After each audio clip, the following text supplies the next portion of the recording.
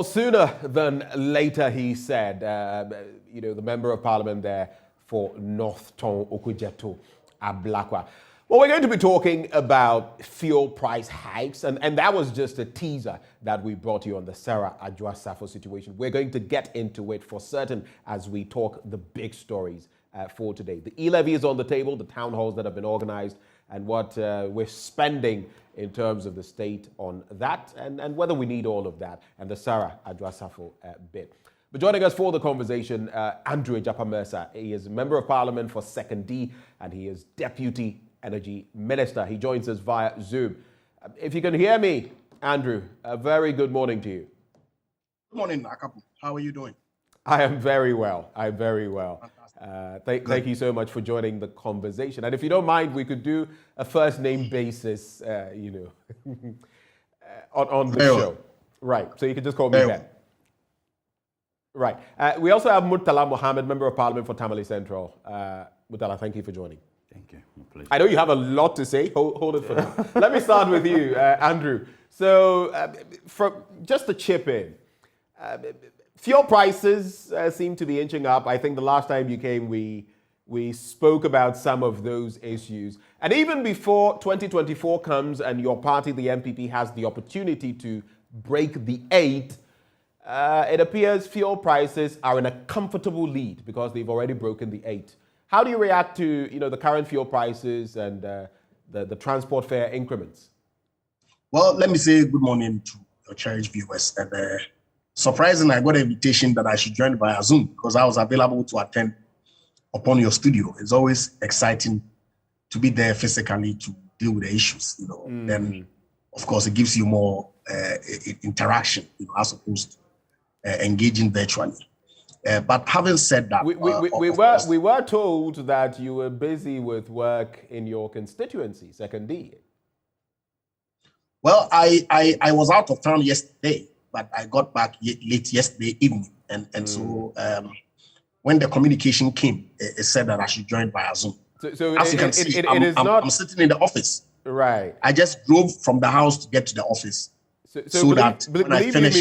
Believe you me, Andrew, we would have loved to have you it's fine. In the studio, but I guess it's just a miscommunication, but not from our end, because we would have wanted you here physically. No, not a problem at all. Not a problem at all. Right. That said, I mean, it's worrying, but by all accounts, that fuel prices are going up. And it's interesting that you link it to the NDPP's desire to break the 8-year cycle because fuel prices are inching close to the 8 CD mark. Some have gone above the 8 CD mark. What I purchased is 8.16 now. Well, if you patronize some filling stations, then that would be expected. But there are also other filling stations. Bear in mind that there's a margin, within which the retailers then play within. And so, depending on the appetites, people want to take a haircut from their margin. Others want to apply the full window that the NPA, based on the pricing formula, then applies. But obviously, it is not a Ghana problem alone. I'm sure if you follow the news across the world, indeed, I was in Abuja yesterday. I see. And the queues at filling stations that we experienced driving between the airport and the seat of government was surprising. I have relations in America and the UK who indicate to me that prices of fuel at the pumps, in those countries are going up. If you monitor online, you would see quite clearly that arising out of the problem primarily between Russia's manifest intent, if you like, to attack Ukraine. Fuel prices have seen an upward trend. Obviously, that is a key factor in determining the price of fuel at the pumps. Bear in mind that in the past, prior to 2015, we were not practicing a deregulated system, And so government then provided subsidies to complement the price of fuel at the pumps. Increasingly over the years, that subsidy amount ballooned to the point where it became unsustainable to continue on that path. And so in 2015, and I say, of course, well thought through policy was rolled out by the NDC administration to deregulate entirely government participation in the petroleum pricing regime. Obviously, you couldn't leave it to market players alone to determine the price. And so there was some control, if you like, or a formula that was put in place by the NPA to ensure that the prices of fuel then is put within a certain parameter, just so that the private players don't set prices arbitrarily. And that's the regime that we'll be working with over the past couple of years. I agree that exchange rate also plays a key factor in determining the price at the pump, because these are products that are imported. Right. And the BDCs then demand or require dollars to then support the importation program. And as of yesterday, we were looking at 6.75 cedis to the dollar. Of course, that is also posing problems for us. Yes, I agree. And if you look at the factors that is influencing the exchange rate depreciation, that has caught government attention, and His Excellency the President has spoken to it, that the Bank of Ghana government as a whole is putting in measures to ensure that there's some relative control, with respect to how the prices behave. But I need to come in at this point, especially as you talk about control. And that is the tricky spot for many people. I mean, you spoke about the world issue. Yes, Germany, for example, has cancelled or suspended the Nord Stream 2 arrangement when it comes to Russia and all of that. These developments, I mean, we cannot even say that currently we're feeling the shocks here. But let's take that global perspective. I think it has to do with the percentage increments, right? Because yes, fuel prices may be increasing, or petroleum products across the world, but by what measure? That's what we ought to be looking at. In Ghana, what is the weight? I have a friend in Sierra Leone who tells me, who has lived there for the last maybe 4, 5, 6 years. He says in the last 4 years in Sierra Leone, the increments have been about once a year, and they've been very, very low. In fact, through the COVID period, fuel prices have inched up only minimally. Here in Ghana, even within this year, let me not even go back to 2021 or 2020, even within this year, 2022, it's gone up many times. And now we're being told that even after a 15% increment in transport fares, the drivers' unions are telling us that another 5% is likely on the back of expected fuel price increments further. So, I mean, it's a tricky spot, isn't it? The dynamics are very different. Here, the increments have been, way beyond what we see elsewhere. Ben, I agree. But of course, unless, of course, you are communicating that the pricing regime in Sierra Leone is the same as Ghana. Okay? Otherwise, then you're really mixing apples with oranges. I don't think so. If non-oil producing companies or countries are able to regulate their system in a certain way, and we are producing this and we can't... But of course, at the time that this policy was thought of and rolled out, we're an oil producing country. But we're not refining any of our products here in Ghana, okay? In any event, even if you were refining, it cannot be the case that the suggestion will be put out there that because we are producing crude, we should subsidize the crude price that is prevailing on the market globally, right? Okay? The refiners will still buy it at the rate that is being sold. Bear in mind that the oil that we produce, we as a nation only have a certain take. The IOCs, okay, who have invested their money to do the exploration and production, also have a take. Indeed, Ghana's take is not even up to 20%. Okay, and so let's put the issues in their proper perspective, okay, and to then come to a consensus as to whether indeed the philosophy that informed the policy in 2015, which to my mind was a good policy, because all the subsidies that were being applied on the petroleum prices right from even before President Kufuor's era was cost to the state that we needed to, in most instances, borrow to fund. Because you and I know that tax, collections meet only 3 line items in our budget expenditures. Yeah, we've been over that time and again. Right. Apart from non-tax revenue and grants, is subject to some debt financing that we needed to undertake. So Andrew, I'm saying that yes, over the period, prices have gone up. Right. And if you permit me, I have a document here, and I know that Murtala, my good friend, who so briefly with that document, let's take a quick look at it. Okay, if you look at the cumulative changes in the FOB price, okay, from 2009, okay, through to today, you will see that the FOB price went up, petrol 87% between 2009 and 2012. It went up 91%, 91.9 between 2003 and 2016, 2013 and 2016.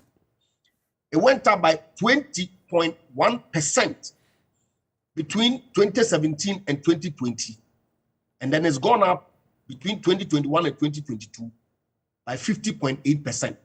Okay, if you look at the average prices at the pumps for the period, and if you permit me, I can read all of it. Okay, the percentage increases and the actual. I don't think we can go through that. So you can pass So I know that we politicians want to play politics with petrol price, but I'm suggesting that to the extent that prior to 2015, government subsidies played a key role in determining the prices. That case could be made as to whether government intervention was necessary or not. Okay, I'll be coming back into the studio. I mean, we've dilated a lot on this, but I just want to find out on the back of that last statement. Just give me a yes or no answer. So you do agree then that you played politics with, fuel prices in the past, and now it's coming back to haunt you?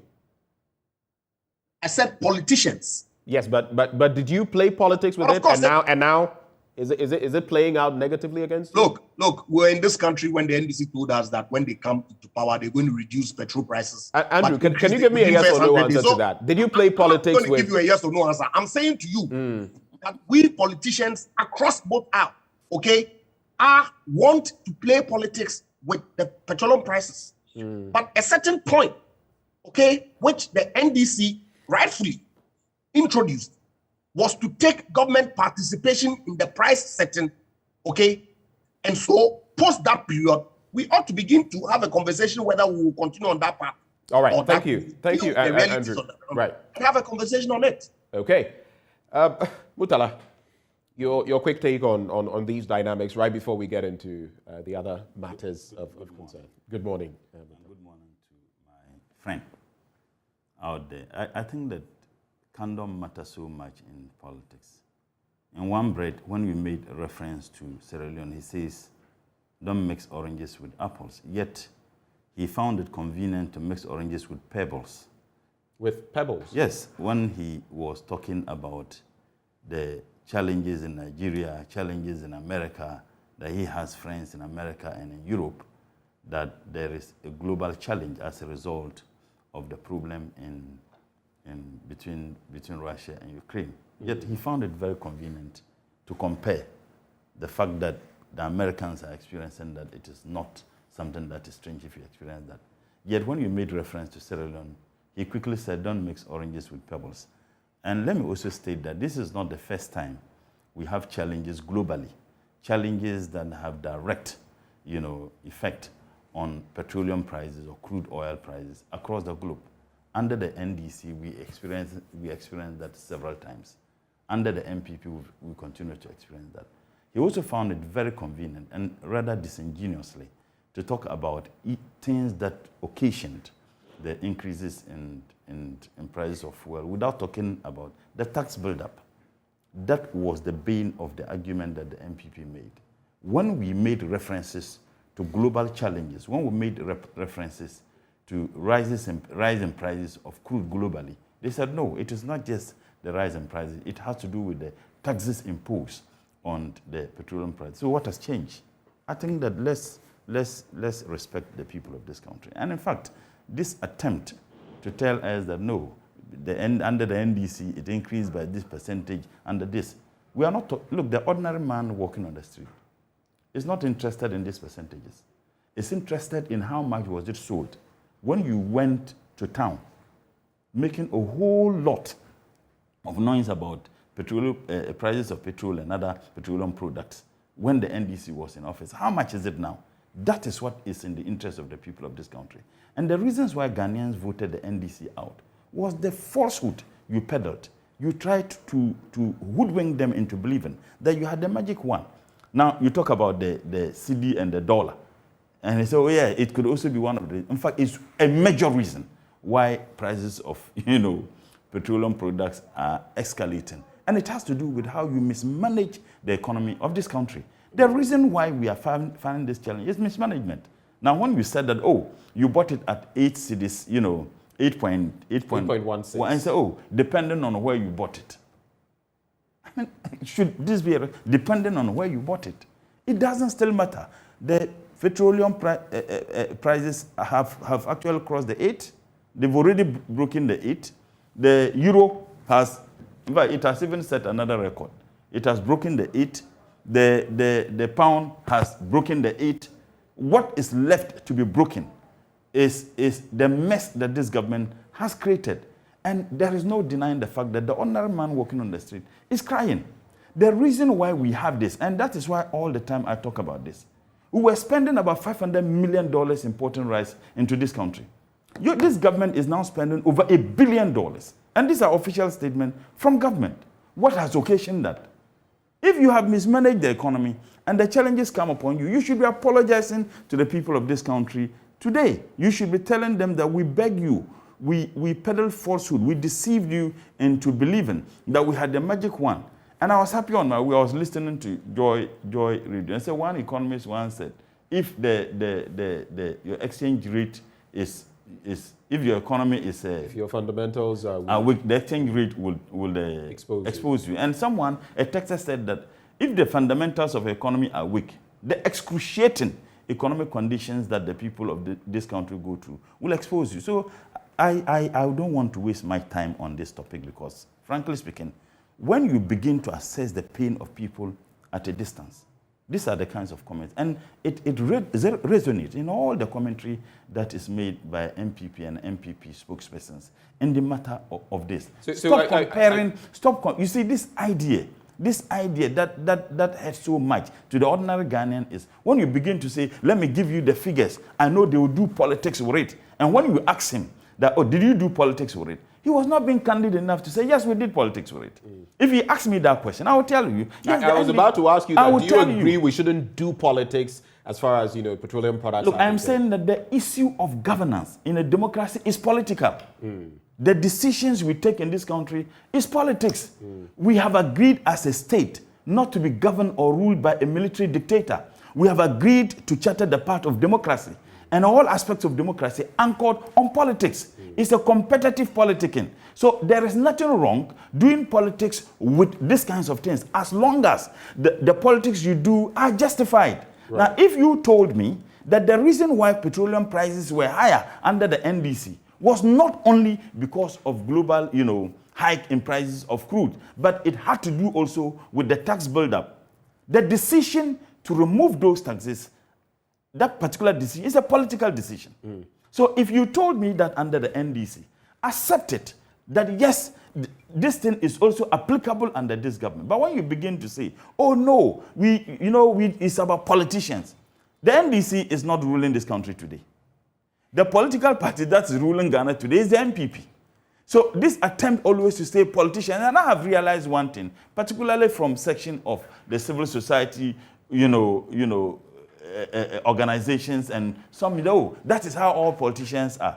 That is not how all politicians are. At any material moment, the particular group of persons who are given the mandate to govern have a moral duty and a responsibility to respond to the need of the Ghanaian people. So when we begin to question, don't tell me that is how all politicians are and that we did politics with it. Look, interestingly, one of his colleagues my teacher, Dr. Amin Anta, go and read the press conferences and statement the issued when he was at ASIP. What has changed? All right. Let me just acknowledge, a lot of you are sharing your thoughts on the fuel prices, the increments and all of that. And some of you going ahead to talk about the e-levy. I see Jerry Amwa, for example, on Facebook talking about the fact that the e-levy is the best way to go and not to go to the IMF. And Famous Smith comes through with a response. You are free to pay the e-levy alone. We'll be getting into that discourse shortly. But Andrew, do you have maybe a quick reaction to some of the comments of Murtala? I'll give you 40 seconds if you do. If not, we'll go straight into... Of course, I have a response. Right. Of course. 40 seconds. Let's go. You see, look, it's important that when we're having the conversations, we situate them in their proper context. Yes, I agree that there's an MPP that is ruling today. Okay. But you are campaigning, obviously, to be the alternative that Ghanaians should give you an opportunity to come and govern. And so it's important that when we're having the conversations, we put the issues side by side so that people can then make an informed choice as between the two who is managing the economy better. Look, he says figures. Figures are important. And so when we have to use it, we use it. Let me give you one statistic, okay? And just one. Like I said, just one because of time. I agree that at a certain point, a decision was taken to take out government intervention in the price build-up or setting. Because if you look at the taxes that he's making reference to, when they came into government, the taxes on petroleum products was about 28 pesos. They increased it to 140 plus. This government has moved it to 160 plus. So really, if you look at the issues, then you see what I mean? When prices at the pumps globally went up by 123% between 2009 and December 2012. Prices at the pump in Ghana under their watch increased by 83%. Between 2013 and 2016, prices of crude averagely decreased by 50%. Increased the petrol at the pump by 92% over that period. It went up between 2017 December and December 2020 by 27%. The increases at the pump was 20%. So basically, just to ask you this question. So basically, even if all these figures, because I cannot immediately confirm, are correct, you're suggesting that it balances out everything, right? It increased by these margins under them, and it's increasing by these margins under you. So what I'm saying, okay, right? what I'm saying is that even during the era of subsidies, they still increase the prices significantly more than what is pertaining today with the deregulation under the NPP administration. And so your guess is as good as mine if they were still around. In any event, talk of political campaign, as if they think we've forgotten that they were in opposition before. You remember the kinds of things that they said when they were in opposition in 2008, 2009. And even the kinds of things that they are saying today. Please. All right. Thank you, Andrew. I don't think if we keep up this back and forth, we'll not move on to because the other issues. He started and then just 40 seconds. He wondered if we were around, what would have been the prices and the state. At least the difference is that if we were around, President Mahama wouldn't be spending 5 million Ghana cedis in 10 days travels. You're referring to the president's latest travel, 5 President Mahama wouldn't travel. have done that. The reason why this has become a major issue is because we are not able to balance our books. It is because we cannot continuously assisting and subsidizing the prices of fuel for the good of the people of this country. And the reason is simple. There is so much thievery going on in this government, in this country under this government. You have a government who is telling us to tighten our belt, yet they don't even have belt hooks. How can you tell me that let's all sacrifice when you are demanding that we increase the number of people who work within your office? How can you tell me that we should all sacrifice when Canada, Japan has indicated that the taxpayers' money was used to charter a private jet to take Adjwasafu just to come and vote? Why would you be telling me that we should all sacrifice when the chief of staff took 120,000 Ghana cedis just to pay into Adjwasafu's accounts? Oh, so you've also heard of those yes, allegations, and you subscribe to them? I saw the videos. Why? It is the responsibility of the government or the chief of staff to say what Ken said is not true. But as long as there is some silence with regards to this serious statement made, your guess is as good as mine. But can you confirm that that payment was actually made? Well, the person who made the payment said, I made the payment. The person who made the payment said, I made the payment. If they think that Canada, Japan is not telling us the truth, they should come out and say that it's not true. They should tell us from which source. Charter a private jet just for the purposes of Adjusafo coming to vote. They should be telling us. So when you come and people are raising, say, oh, the NDC, you are insulting the people of this country. They are going through a lot of, oh no, honestly, I mean, they are going through a lot of pain. The transport unions are increasing their fares by 15%. And that some of their members are saying that they should increase it by 30%. You and I may have the luxury to drive our own cars, but the ordinary man walking on the street in Second D and in Tamale Central will get angry listening to you. Right. You should be apologizing and pleading to the people of this country. Ben Soa on Facebook. Hold it for me, Andrew. Ben Soa on Facebook says, shrink the size of your government. That's all. That is the way to go. Shrink the size of your government.